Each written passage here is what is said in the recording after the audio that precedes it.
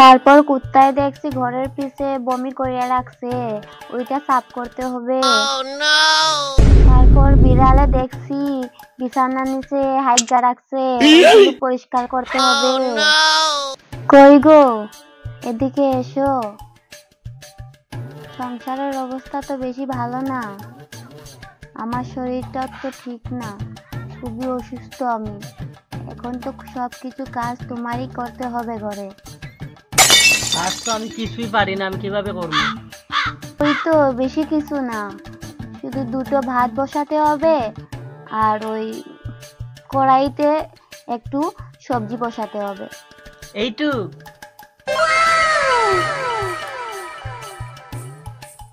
ঠিক আছে, এইটুক আমি করে নেব।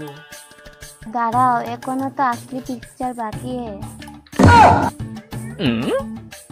ওই বেশি কিছু না, ওই ট্যাঙ্কির পারে বাসন 6 দিনে রয়েছে, ওইগুলো ঘষা করতে হবে।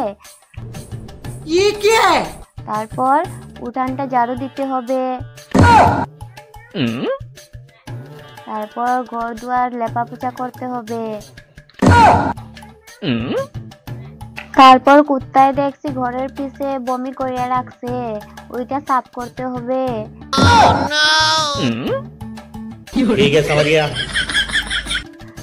তারপর বিড়ালে দেখছি বিছানার নিচে হাইগা রাখছে, ওইগুলো পরিষ্কার করতে হবে। তারপর ট্যাঙ্কিতে জল তুলতে হবে। তারপর উঠোনে ধানগুলো শুকাতে দিতে হবে। তারপর উঠোনের ঘাসগুলো সাফ করতে হবে। তারপর রান্নার জন্য লাকড়ি করতে হবে।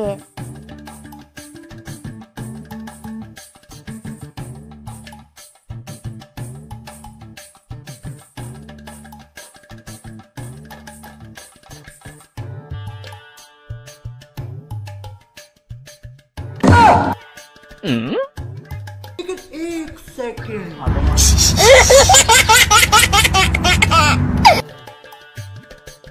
তো আমি কই আর মানে কোনান থেকে আমি স্টার্ট করতাম, আমি তো খুঁজতেই পাই। যাও, আগে গিয়ে উঠোনটা ঝাড়ু দাও।